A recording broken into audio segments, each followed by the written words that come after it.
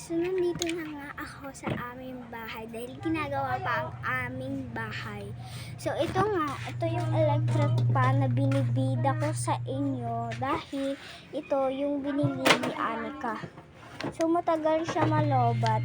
Gagamitin ko to sa aking school kasi ang init sa aking school. Hindi ako naka-private na school, guys.